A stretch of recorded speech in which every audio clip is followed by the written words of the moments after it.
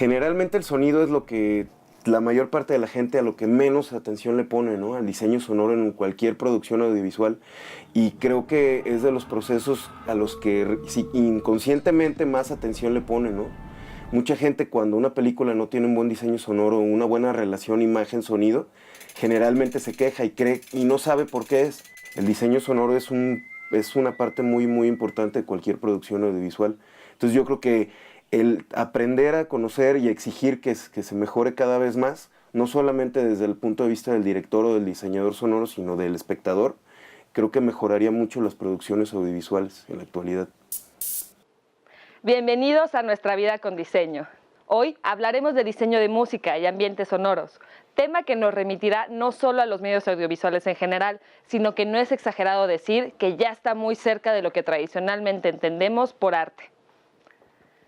Desde luego, analizaremos la forma en que se ha modificado el diseño de música con las nuevas tecnologías y los alcances que tiene en la actualidad.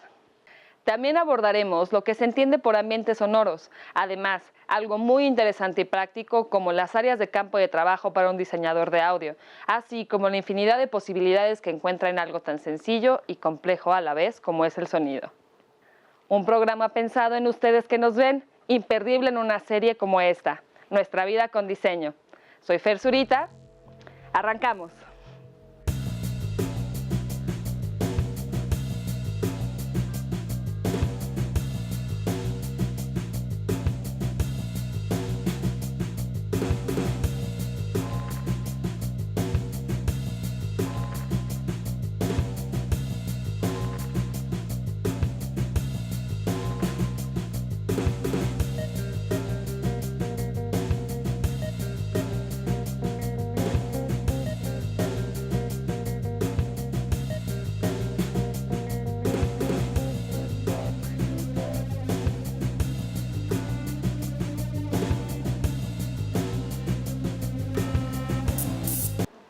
Contamos con la valiosa presencia de Julián Woodside, académico, investigador y periodista dedicado a estudios sobre cultura, medios e identidades colectivas. Desde hace varios años se ha especializado en el análisis del significado de la música y el sonido en distintas formas de expresión contemporáneas. Julián, bienvenido. Muchísimas gracias, Fer. Es un gusto. No, el gusto es mío, de verdad. Primero me gustaría comenzar con lo básico. ¿Qué es el diseño sonoro? Ok. Bueno, el diseño sonoro surge de alguna manera como disciplina, por así decirlo, alrededor de la década de los 70, como un rubro dentro de la creación sonora para cine, ¿no? En donde ya no es la persona que se dedica a la musicalización y el ingeniero de sonido, sino alguien que construye conceptos a partir de música y sonido para una película, ¿no? Sin embargo, en la actualidad se podría decir que el diseñador sonoro es aquel que concibe una idea o un concepto que quiere comunicar en distintos medios, como puede ser una película, como puede ser una canción, como puede ser un espacio acústico, y a partir de eso desarrolla estrategias para conformar mediante distintos sonidos esa idea o ese concepto, ¿no? Entonces, en la actualidad, pues bueno, el diseñador sonoro es prácticamente cualquier persona que se dedica a manejar el sonido para generar una idea o un concepto determinado. Bajo esta idea de que es cualquier persona que se dedique a manejar el ambiente sonoro, ¿nos podrías hablar del diseño en la música, por ejemplo? Justo, de repente se concibe como dos ámbitos distintos, ¿no? Por un lado está, digamos, el productor musical, que es aquel que trabaja con una banda y que pues potencia ciertas ideas o que busca llevar el sonido de una banda o de un artista a otros niveles.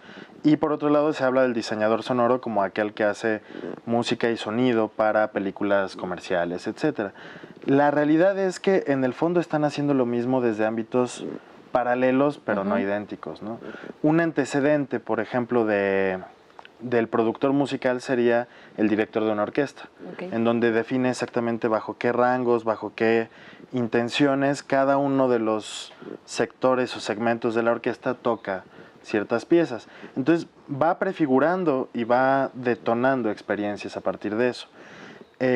Yo particularmente sí considero que el productor musical es un diseñador sonoro, ¿no? En el sentido de desde aquel productor que ve un diamante en bruto, Exacto. es decir, que ve una banda con mucho potencial, pero que no logra detonarlo, y que tal vez el demo de esa banda lo logra potenciar hasta lograr un éxito, por ejemplo, a aquel que trabaja con la banda en cuanto a generar toda una experiencia que va haciendo lo que llaman como un quinto o sexto integrante, ¿no? O sea, que es una persona más, pero que no está tocando un instrumento como tal, ¿no? ¿Qué cualidades en sí debe de tener un productor para tener esta visión de pulir los diamantes en bruto?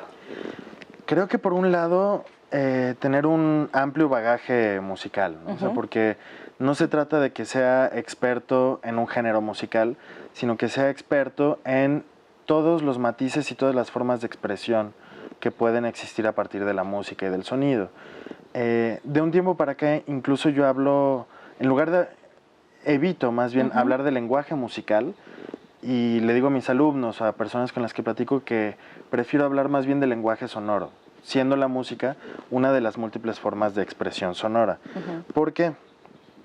Porque cuando nosotros escuchamos una canción, la mayoría de la población no identifica notas, no identifica estructuras musicales, cuestiones melódicas, armónicas, sino identifica segmentos sonoros que le remiten a emociones, a sentimientos, a una época de su vida. Digo, si escuchamos una gaita nos puede remitir a Escocia, si escuchamos mariachi y estamos en otro país, por ejemplo, nos puede remitir a toda la experiencia y la melancolía mexicana, etcétera, ¿no? Entonces, escuchamos de manera sonora, no musical, digamos, para matizarlo, ¿no? Entonces, yo considero que un buen productor musical es aquel que sí tiene este conocimiento o esta sensibilidad del sonido más allá de las notas musicales, ¿no? Sino lo que algunos autores hablan como objetos sonoros y que son los que mueven o generan emociones o conceptos en el público, sin que tenga el conocimiento musical en cuanto a notas, partituras, etcétera, etcétera, ¿no? Qué bonita respuesta, Julián. Oye, ahora me gustaría saber qué es un paisaje sonoro. Mira, el concepto de paisaje sonoro lo acuña un compositor y teórico canadiense que se llama Murray Schafer, que crea este concepto del soundscape, ¿no? Del paisaje sonoro, un poco discutiendo de, bueno, si podemos analizar un paisaje visual, podemos identificar todos sus elementos, pues tendría que haber una equivalencia sonora, ¿no? Entonces, a partir de eso, él define el paisaje sonoro como un entorno acústico delimitado y analizable. Y a partir de eso empieza a abrir ciertas preguntas en donde dice, bueno, el sonido que podemos escuchar en este estudio, por ejemplo, es un paisaje sonoro, pero la Ciudad de México tiene un paisaje sonoro, un bosque tiene un paisaje sonoro, y empieza a identificar que hay ciertos sonidos que son característicos de ciertos entornos, ¿no? Entonces, digo, si nos ponemos a pensar, por ejemplo, ¿qué sonidos podríamos encontrar en un bosque? Pues decimos, bueno, pajaritos, tal vez un riachuelo, el viento, hojas, en la noche tal vez un búho, etcétera, ¿no? Pero si de repente empezamos a analizar que no es lo mismo un bosque en el hemisferio norte, en una zona, digamos, un poco más fría, por ejemplo, a un bosque más tirándole a lo tropical, pues vamos a escuchar animales diferentes. Entonces empieza a hacer esta distinción entre los sonidos clave y las marcas sonoras. Es decir, si tú quieres representar, por ejemplo, o identificar un mercado, pues vas a escuchar tumulto, gente vendiendo cosas, pero es muy distinto escuchar un mercado, por ejemplo, en Estados Unidos, a un mercado en la Ciudad de México, ¿no? Y escuchar a merolicos, etcétera, ¿no? Entonces empezó él a profundizar en estos temas y de ahí construyó pues una teoría alrededor del paisaje sonoro. Lo padre de esto es que no solo son los entornos acústicos naturales, sino él mismo plantea que hay, por ejemplo, paisajes sonoros mitológicos. Es decir, de alguna manera imaginarios, ciertos espacios que todos nos podemos imaginar, pero que no existen como tal. O paisajes sonoros relacionados con los sueños, o paisajes sonoros industriales, naturales, etc.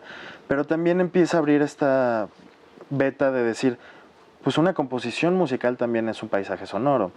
Un programa de radio todo lo que ocurre en esa barra programática puede ser un paisaje sonoro, y por lo tanto también todo lo que ocurre en una película es un paisaje sonoro con sus distintos ambientes. Muchas gracias, Julián. Me está gustando mucho el rumbo que lleva la plática, pero te invito a ver la siguiente cápsula. Perfecto. Qué interesante, ¿no? Producción musical y diseño sonoro. Realmente hay mucho que ver todavía en nuestro programa. Regresamos. El diseño sonoro es todo un arte, aunque ello no implica que no se maneje una técnica. El fin es lo que el sonido puede llegar a hacer en una película o en un discurso audiovisual. Más allá de sonorizar una imagen, crear sonidos extraños o engrandecer explosiones, se trata de narrar una historia, de trabajar en equipo, de saber cómo controlar las ideas para satisfacer los gustos de un director que entienda lo que puede hacer con el sonido y así lograr generar emociones, consciente o inconscientemente en la audiencia. Un diseñador de sonido es entonces como una especie de mago que usa sonidos, pócimas secretas y elementos combinados y manipulados de miles de formas, sin reglamento y sin condiciones. El único objeto es lograr el sonido deseado. Continuamos en este programa. Les agradecemos su presencia, al igual que a nuestro invitado. Estamos hablando de la producción de música y diseño sonoro. Julián, normalmente al momento de imaginar a un diseñador gráfico es común que recurramos a la idea de pensarlo boceteando o haciendo un dibujo. Cuando quisiéramos imaginar a un diseñador sonoro y de ambientes sonoros, ¿cómo lo podríamos concebir? Justo cuando yo abordo el tema de diseño sonoro con alumnos en algún diplomado o en algún curso, los llevo de la mano ilustrándoles la actividad de un diseñador gráfico, ¿no? En donde pues tienes que pensar qué colores vas a utilizar, cómo vas a hacer el montaje, por ejemplo, de un póster, de un cartel, qué tipo de tipografía vas a utilizar, qué elementos visuales. Entonces, el proceso es muy similar en cuanto al diseño sonoro, ¿no? Tienes que, por un lado, tener claro cuál va a ser el concepto que vas a comunicar. A partir de eso, reflexionar sobre qué elementos sonoros puedes utilizar para eso. Hablaba hace rato, por ejemplo, del tema de que prefiero hablar del lenguaje sonoro que el lenguaje musical. ¿Por qué? Porque como diseñador sonoro puedes utilizar, obviamente, canciones, distintos sonidos, pero también la manipulación de esos sonidos. Puedes utilizar voces, gesticulaciones, el mismo silencio, puedes generar un ritmo también, una serie de cosas, ¿no? Entonces, yo, por ejemplo, un ejercicio muy básico como de sensibilidad en cuanto al diseño sonoro que hago con mis alumnos es, les digo, bueno, ¿cómo comunicarían nostalgia, por ejemplo, ¿no? Mediante sonidos? Y cada quien tiene una perspectiva diferente. Algunos dicen, bueno, no, pues con un piano, ¿no? Otros usando lluvia y, por ejemplo, niños riendo de fondo con un poco de reverberación y generar como ciertos ambientes, ¿no? Puede ser el sonido de un gramófono, una canción viejita que se escucha a lo lejos, etcétera, ¿no? Entonces, todas esas cosas pueden comunicar lo mismo, pero evocan situaciones muy particulares, ¿no? Entonces, es lo mismo con un diseñador gráfico. Quieres vender algún producto en un póster, tienes múltiples formas de hacerlo, pero, pues, ¿cómo lo vas a hacer para hablarle a tu público objetivo, etcétera, etcétera? No, pues qué rica profesión tienes, porque seguramente te nutres de varias experiencias propias que generan como de un mismo tema estas diferentes perspectivas, ¿no? Justo algo de lo que me pasó profesionalmente es que yo empecé a incursionar en el tema de diseño sonoro y batallaba mucho con algunos directores o con algunos creativos en cuanto a que tenían la visión de no, de decir, es que yo lo escucho de esta manera, entonces solo así funciona. Y era, no, hay que explorar porque tu público piensa distinto de ti, etcétera, etcétera. Entonces, por eso he tendido a irme más a la parte académica o teórica para detonar escuela en ese sentido, ¿no? Y que haya mayor sensibilidad en ese tema. Hablas de lo profesional en tu experiencia. ¿Cuáles son las ramas profesionales donde un diseñador sonoro se puede incorporar? Si bien en algún momento empezó en el ámbito del diseño sonoro para cine y pues bueno, obviamente están los productores, actualmente se puede utilizar para muchísimas cosas. O sea, cuando uno tiene un celular, por ejemplo un smartphone, todos los sonidos que están registrados, por ejemplo para un iPhone, hubo un diseñador sonoro detrás. Muchos de los automóviles que se usan en la actualidad, cuando pisamos el pedal del acelerador, no suena el motor, sino suena una grabación que nosotros estamos interactuando que simula el sonido de un motor, porque ya han hecho los motores sumamente silenciosos. En ciertas tiendas, por ejemplo, aquí en México no se llega a utilizar mucho, pero hay ciertas tiendas donde parte de la franquicia es que tengan un diseño sonoro, con cierto tipo de música, con cierto tipo de sonidos, ambientes para generar experiencias. Creo que uno que ha utilizado esto es una cafetería muy popular, ¿no? Exacto. Que incluso hasta tienen que detonar ciertos aromas también, ¿no? Y que puede influir incluso en el ritmo de compra de la gente, ¿no? Qué tanto compre, qué tanto no compre, si se quedan más tiempo, menos tiempo, influye exactamente. Y esa cafetería incluso sacó un sello discográfico, sí, porque saben que hay un negocio detrás. Entonces el diseñador sonoro puede ser desde el que trabaje para cine, para experiencias artísticas también, o sea, el que hace arte sonoro, el que hace instalaciones sonoras, como productor musical, aquel que puede detonar ciertas experiencias, y que cada vez más la industria se está abriendo a decir, bueno, vamos a ver cómo podemos comunicar mediante el sonido. Que algo importante con el tema del sonido es que no dejemos de escuchar. ¿Qué te parece si me reservas ese algo importante para ahorita que regresemos? Perfecto. Gracias, Julián. Vamos a un corte y regresamos.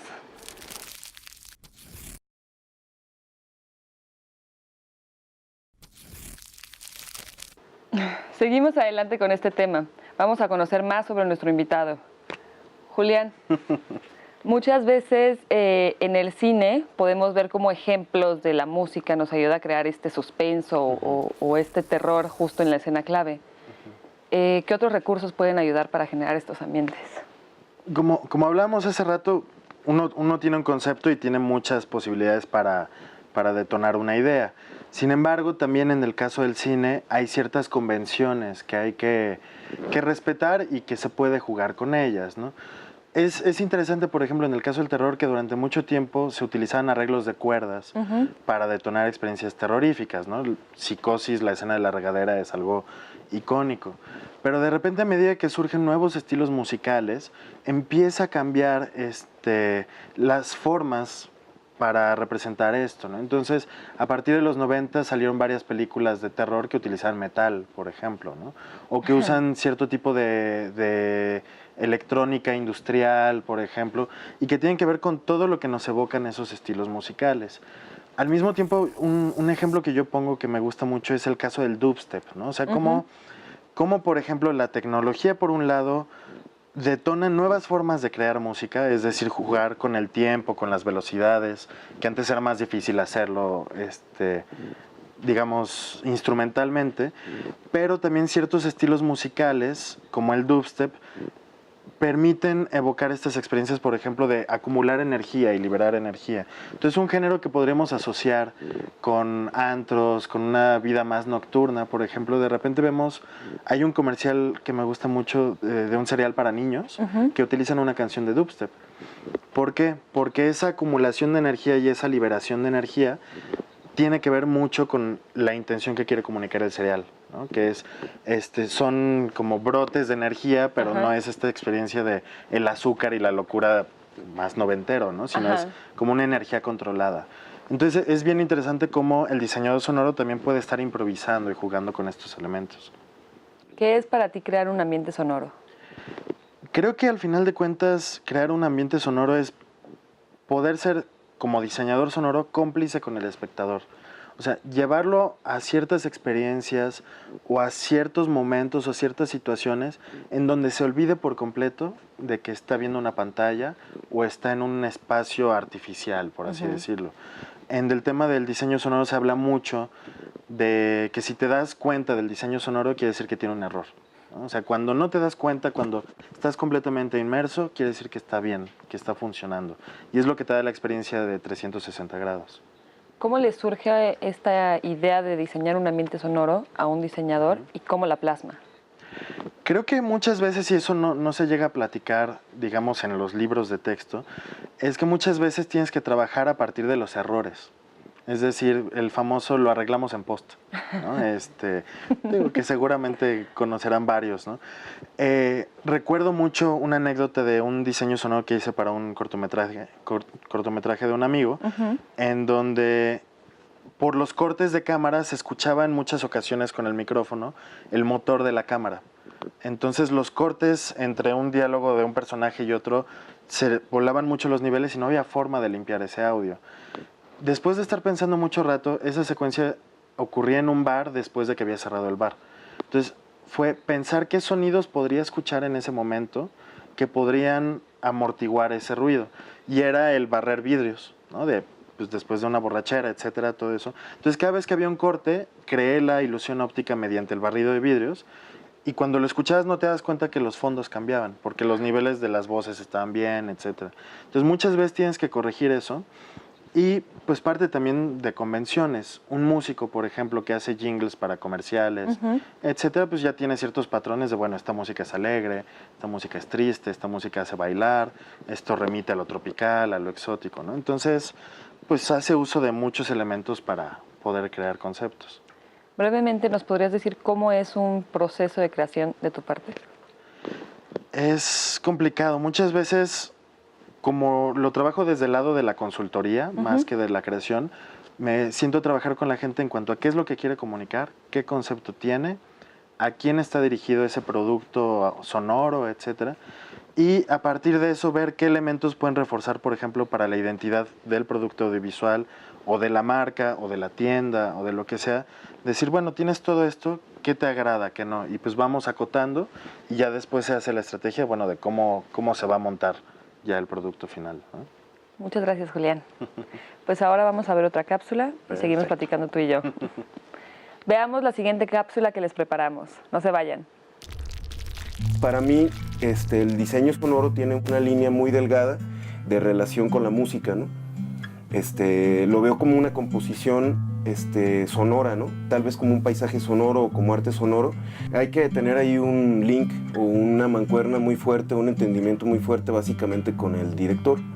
El director o el productor, ¿no? ¿Cómo se proyecta, se coordina en términos de diseño sonoro? Pues básicamente es tener una junta muy larga sobre la primera edición o la primera postproducción del video, con el director y en su caso, si se puede, con el equipo de trabajo, ya sea director, productor, fotógrafo y guionista. Generalmente pido yo un corte, un rough, un corte en bruto. Yo la veo antes y ya llego con una especie, hago mis anotaciones, genero cierto storyboard sonoro en donde voy tomando los tiempos, algunos detalles y situaciones que yo veo como detonantes o picos detonantes para ciertas proyecciones de estados de ánimo que se pueden lograr con la película, ¿no? Después de esto ya veo las ideas del director y de los demás y vamos como coordinando una idea en torno a una especie de composición sonora, ¿no? Lineal. ¿Cómo se pueden transmitir las sensaciones? Yo la veo de forma de tensión y distensión, ¿no? Son cosas que pueden ser positivo, negativo, yin yang, blanco, negro, etcétera, ¿no? Que después se van volviendo grises o ciertos colores, ¿no? Entonces la estética tiene mucho que ver con la forma que quieres trabajar, un poco como la música, ¿no? Por ejemplo, lo relaciono mucho con si puede ser pop, si puede ser noise, si puede ser experimental, si puede ser una forma como de free jazz, un poco improvisación, o jazz con ciertas formas y diálogos que pueden ser idiomáticos o no idiomáticos, o que puede ser muy realista o muy hiperrealista. No sé, alguien que tomé mucho para todo este trabajo fue las animaciones de Jan Svankmajer, en donde casi todos sus personajes no tenían que ver con el sonido que generaban en la película, ¿no? Entonces también puede ser esto, idiomático, no idiomático, realista o hiperrealista, ¿no?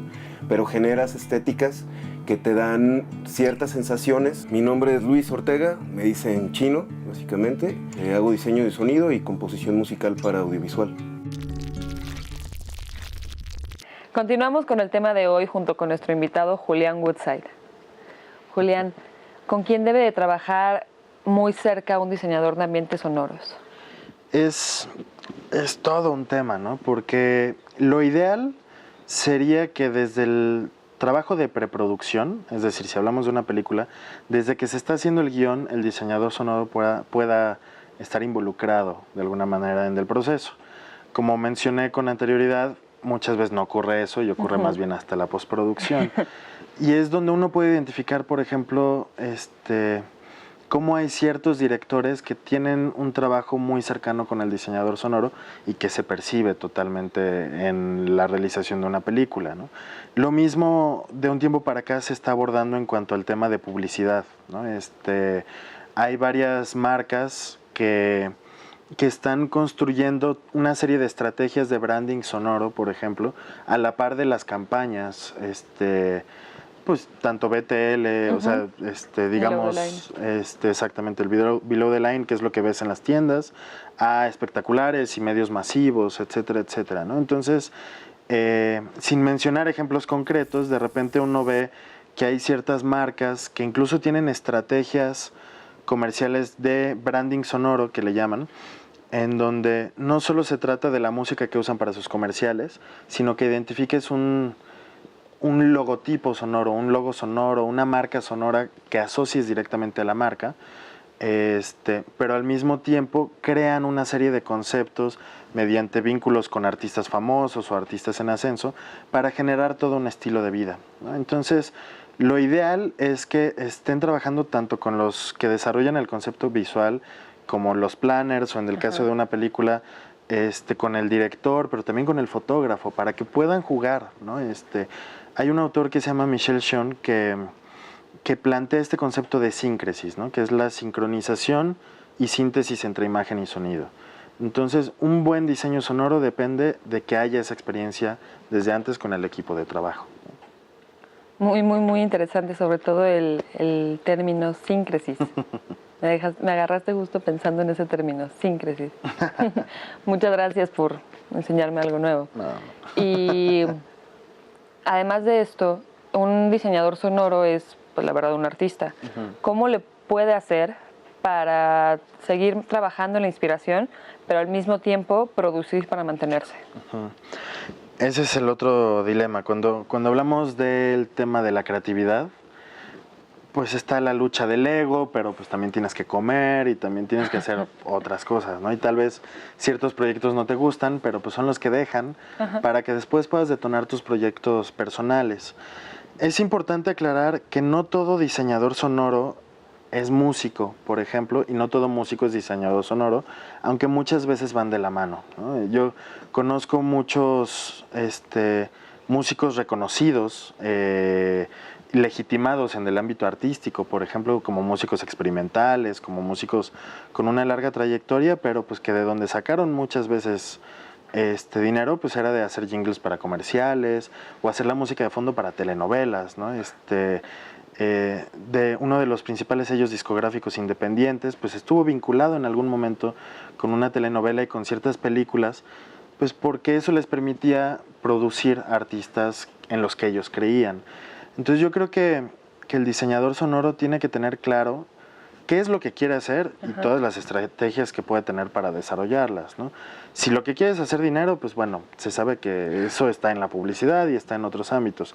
Si quiere detonar unas experiencias estéticas más profundas, más sublimes, pues también tiene que ver cómo sustentarse, ¿no? Entonces, una cosa no está peleada con la otra, y lo que muchos hacen es reconocer que tienen ciertas fórmulas que pueden detonar para comerciales y producir de una manera un poco más genérica, pero que firman con otro nombre o de otra manera lo que quieren que la gente los identifique por su producto, ¿no? Muy bien, ¿hacia dónde crees que va el diseño sonoro y de música con las nuevas tecnologías? Como platicaba hace rato, la tecnología está detonando nuevas experiencias estéticas, ¿no? Desde uno se empieza a encontrar, por ejemplo, juegos para celular que tienen un diseño sonoro bellísimo y que están hechos para audífonos, ¿no? Creo que, por otro lado, también la tecnología está llegando a un plano más orgánico. Es decir, si vemos, por ejemplo, la evolución de la música electrónica, durante los 90 y principios de los 2000 era como mucho más esquizofrénica la experiencia de la música electrónica, más atascado, ¿no? Con artistas, salieron géneros como el Intelligent Dance Music, pues ciertas cosas de industrial, y de repente esa experimentación electrónica ha decantado en cosas mucho más orgánicas, mucho más bonitas incluso, ¿no? Cosas que han hecho artistas como Björk, por ejemplo, en donde ya estamos asimilando esa parte tecnológica y no le tenemos ese miedo o ese rechazo de nos va a deshumanizar, ¿no? Sino es más bien cómo podemos potenciar mediante la tecnología esa experiencia humana sonora, ¿no? Entonces, lo que queda claro es que cada vez se está representando de manera más real el entorno acústico en productos audiovisuales o musicales, ¿no? Entonces, pues creo que va a ser encontrar nuevos lenguajes, nuevas formas de expresión, pero siempre manteniendo ese lado humano, que es a donde regresamos siempre. Recientemente en México hemos visto un incremento en cuanto a festivales, precisamente tanto de música electrónica como de otros géneros. ¿Cómo se puede incorporar un diseñador sonoro a estas nuevas tendencias?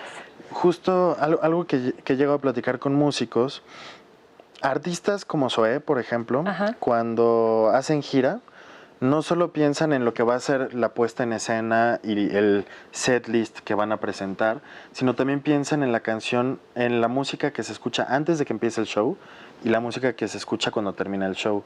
E incluso piensan en quién va a ser el abridor para generar toda una experiencia narrativa. Entonces, hay muchos planos en el tema de los festivales, desde lo que puedes escuchar en los ambientes, en todo el foro, por ejemplo, a la selección de los artistas mediante la curaduría por escenarios, como lo vemos en varios festivales, pero también el orden que llevan estos artistas de algo más ambiental, algo más pesado, algo más festivo, y también el tipo de canciones que elige el artista, ¿no? Recientemente en un festival masivo, una banda muy reconocida se presentó y su set fue muy flojo, o sea, siendo que era una banda estelar que es reconocida porque tienen letras pues contestatarias, pseudo políticamente incorrectas, etcétera, etcétera, pero que de repente uno se da cuenta que fue muy flojo el set, ¿no? Muchas gracias, Julián. Ahora vamos a otro corte, pero seguimos acá. Regresamos después de este corte.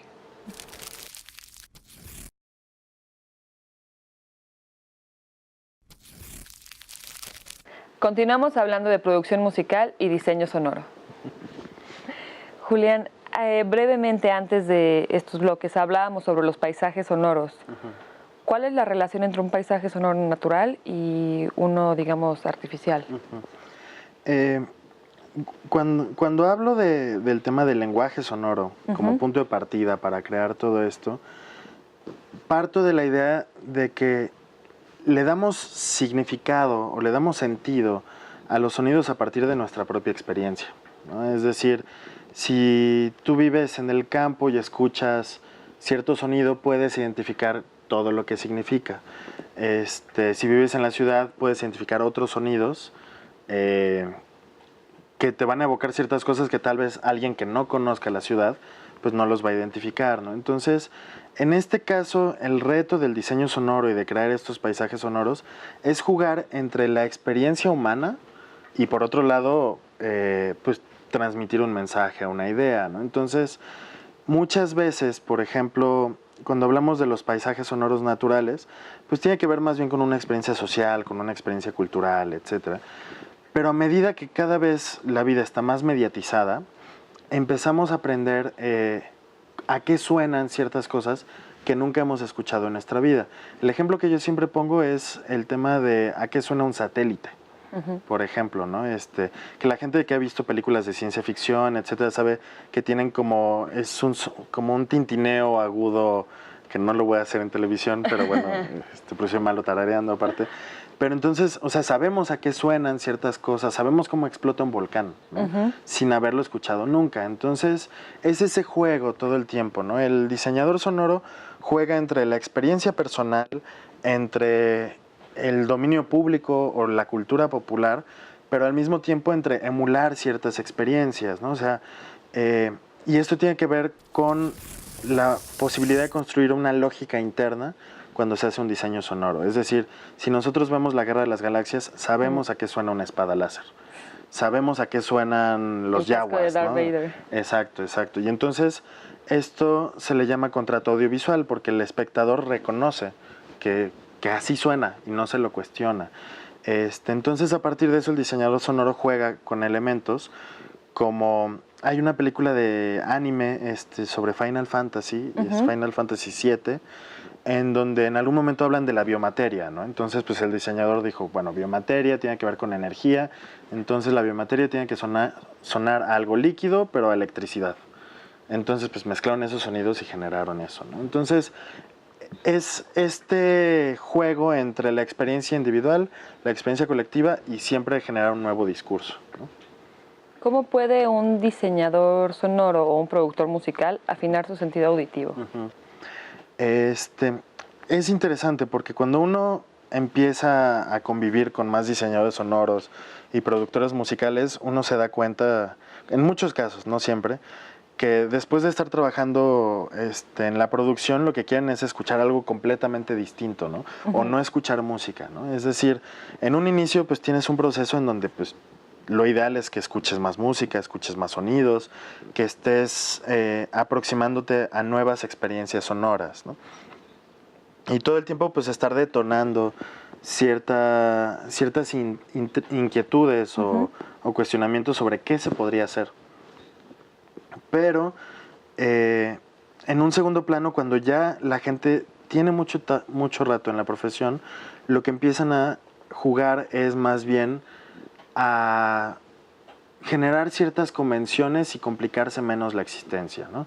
A medida que un productor ha trabajado con 20 artistas de distintos estilos o 50 artistas, ya sabe qué le funciona para el jazz, ya sabe qué le funciona para el metal, ya sabe qué le funciona para distintos estilos y trabaja sobre ese rango para potenciar ciertas cosas, ¿no? Entonces es interesante cómo se da por una parte esta exploración creativa y luego ya cómo detonan pues su sello personal y sobre eso pues van trabajando, ¿no? El ruido debe ser también un aspecto muy interesante para un diseñador sonoro. Total. De hecho, es un tema que yo he tratado de trabajar mucho recientemente, de qué entendemos por ruido, ¿no? O sea, la definición de ruido es una señal no deseada, pero podríamos estar escuchando una sinfonía bellísima de fondo que no nos dejara platicar, y entonces sería ruido. Y al mismo tiempo, de repente, uno puede disfrutar de escuchar metal o black metal, etcétera, etcétera, y para uno no va a ser ruido en este sentido. Entonces el ruido tiene que ver no solo con una experiencia personal, sino con una valoración cultural también. Hay gente que el reggaetón se le hace ruido y hay gente que el jazz se le hace ruido.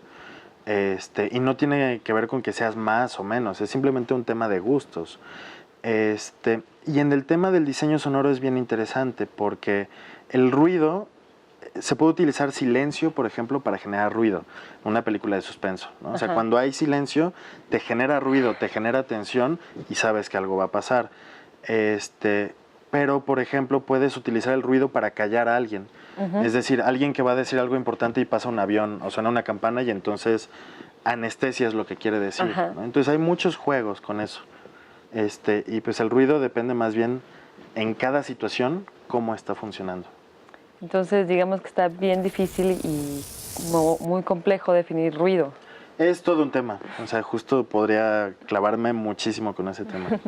De no haber sido diseñador sonoro, ¿a qué te hubiera gustado dedicarte? Yo creo que justo me hubiera gustado ser productor musical, ¿no? En algún momento, de hecho, tuve ciertas certificaciones y trabajé algunos pininos en producción musical. Yo estudié comunicación social y me clavé en la parte de diseño sonoro, ¿no? Me interesaba, todos se peleaban por utilizar la cámara o ser directores y yo mientras con mi boom estaba feliz no peleándome con nadie, ¿no? Batallé en algunos casos con algunos productos, pero siempre me interesaba este ámbito de poder elegir ciertas canciones, musicalizar, ambientar, y lo he mantenido de alguna manera con la investigación y con el periodismo musical. Entonces mantengo un diálogo con los músicos, pero siempre con este interés de sí me gustaría tocar un instrumento, me gustaría hacer algo más, pero también reconozco que esta parte genera un diálogo rico con ellos, ¿no? Entonces, en algún momento me hubiera gustado y espero en algún momento desarrollar algo en cuanto a producción musical. No, sin duda lo estás haciendo y seguramente lo harás todavía mucho mejor. Ahora te voy a invitar a ver otra cápsula más. Perfecto. Gracias, Julián. Veamos la siguiente cápsula que les preparamos. La mayoría de las personas no reflexionan acerca del sonido, pero el hecho de que no seamos conscientes de él no significa que no sea importante para nosotros. La música y los efectos de sonido han sido utilizados desde los inicios del cine sonoro, donde ha adquirido una importancia enorme. En el séptimo arte, la música no solo tiene que ver con estados de ánimo, es parte importante de la narración, tanto como las imágenes mismas. Una secuencia de sonidos puede aumentar el estado de nerviosismo que pretende transmitir, por ejemplo, una película de terror. Lo mismo aplica para los demás géneros cinematográficos, y desde luego que es el mismo efecto para todo tipo de producto audiovisual, donde lo sonoro es parte fundamental del mensaje. También mediante la manipulación del sonido pueden crearse paisajes acústicos, lo cual nos lleva al tema de la arquitectura.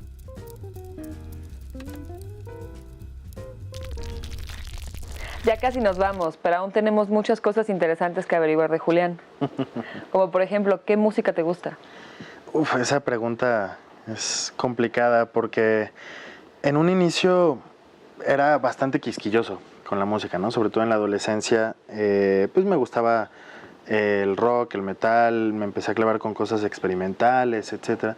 Pero de repente me di cuenta que llegaba un momento en el que se agotaban ciertos géneros, ciertos estilos, ¿no?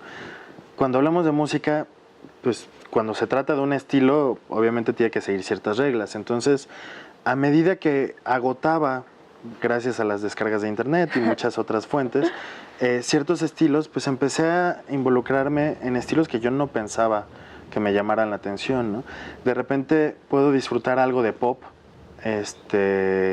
sin prejuicios o sin sentirme mal como tal vez en la secundaria o en la prepa hubiera pasado.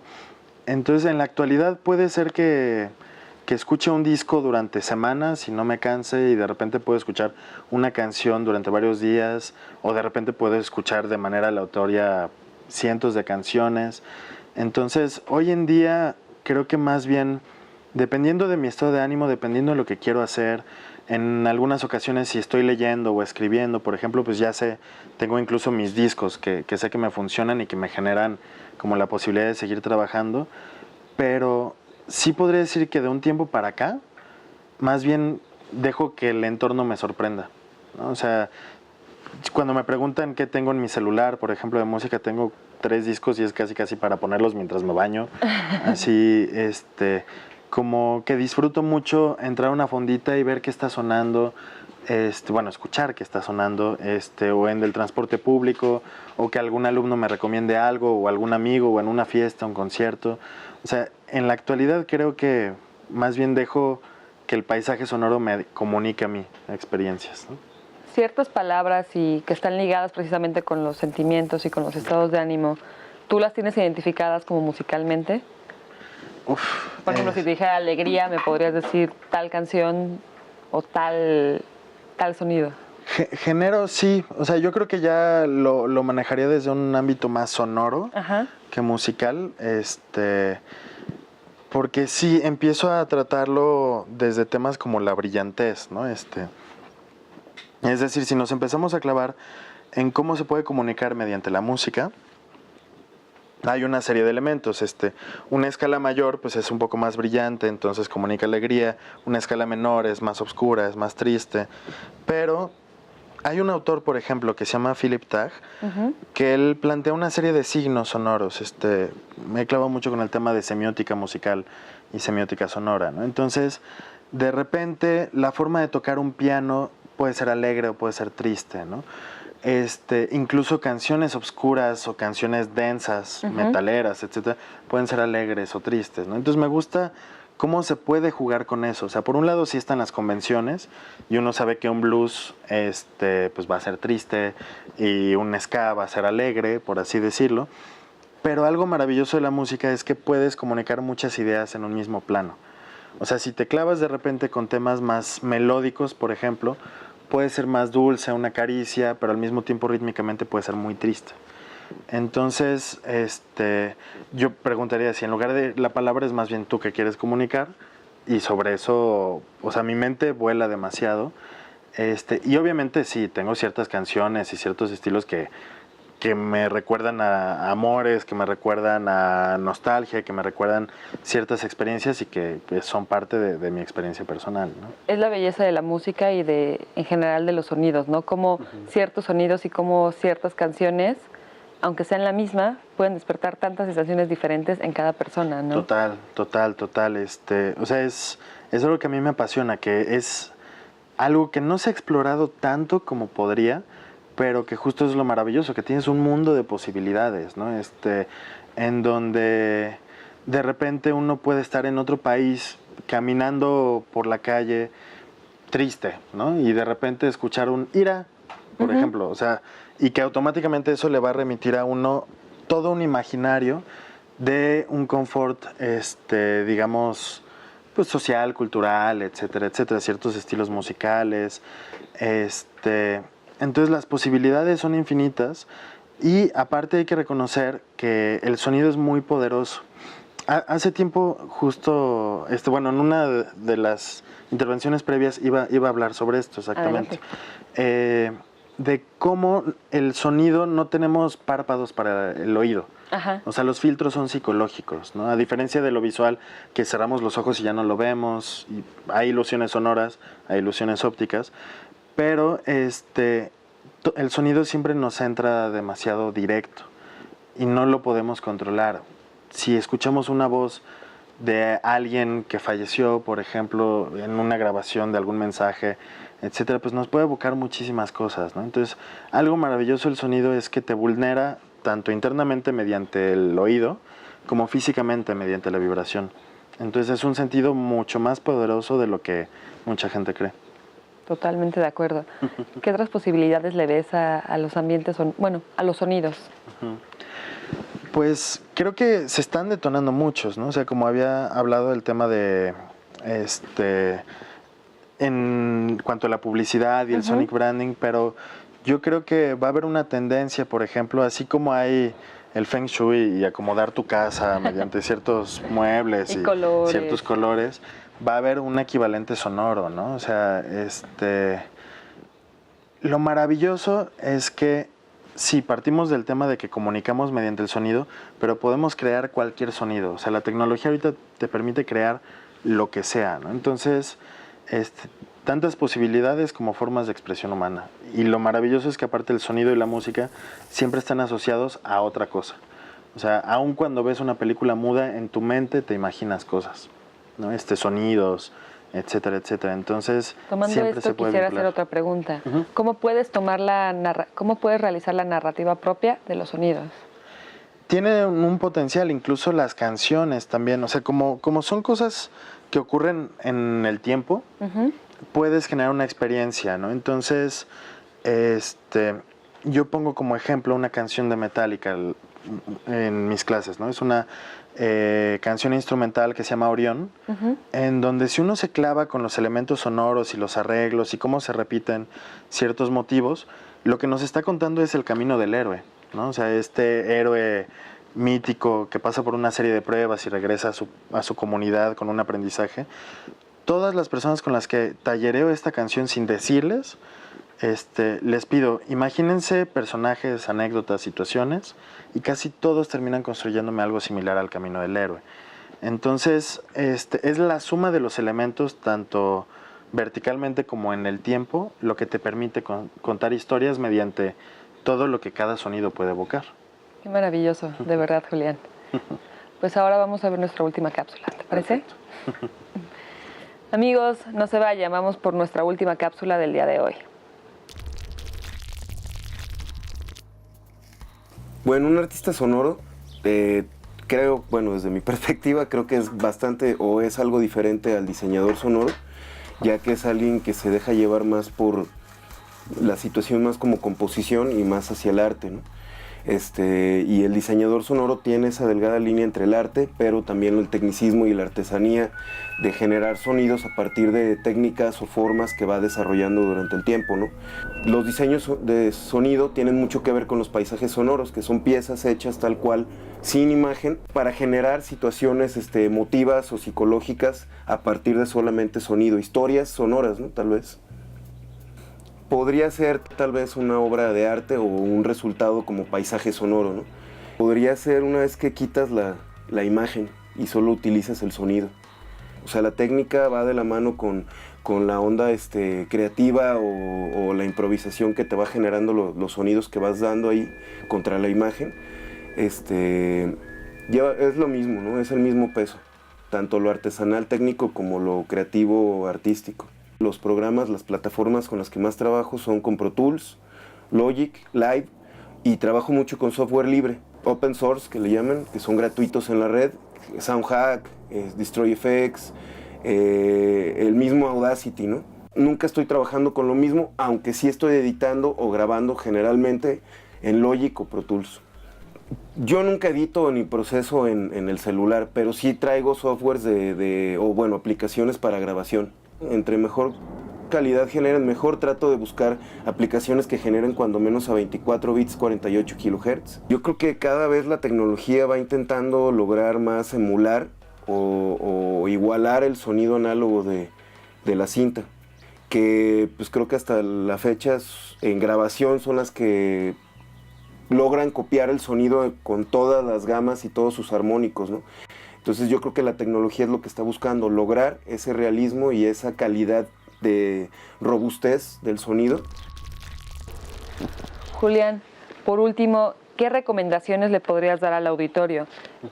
Por ejemplo, se me ocurre, ¿se necesita ser músico para ser un diseñador de ambientes sonoros? Justo yo creo que no, y es parte de lo que he peleado o parte de lo que he luchado en cuanto a tratar de demostrar. Cuando yo empecé a incursionar en el tema de la investigación del diseño sonoro y la música y el análisis musical, me decían, es que no, tú no eres músico, tú no sabes de música. Pero a la par yo escribía en revistas de música, haciendo reseñas, haciendo críticas, y por otro lado me preguntaba, bueno, pero pues he escuchado música toda mi vida, algo tengo que saber, ¿no?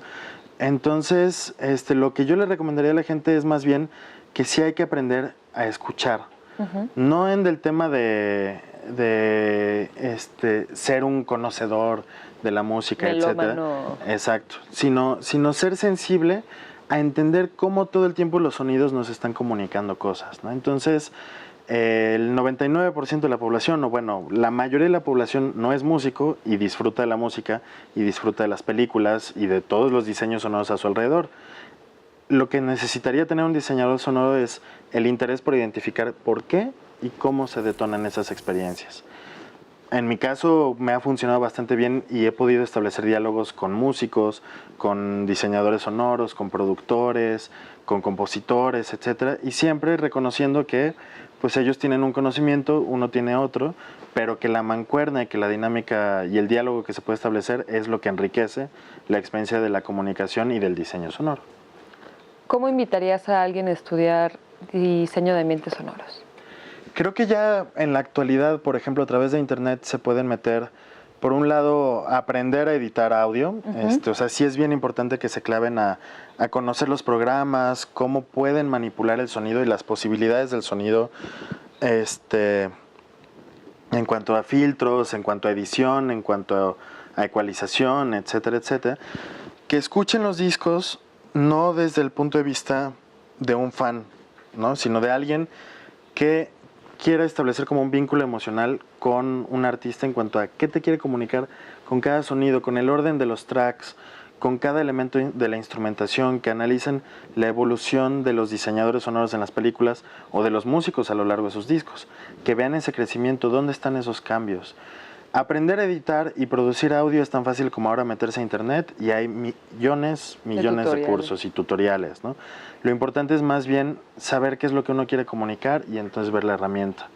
No depender de la tecnología, sino reconocer que uno tiene algo claro que quiere decir y entonces utilizar la tecnología para decirlo.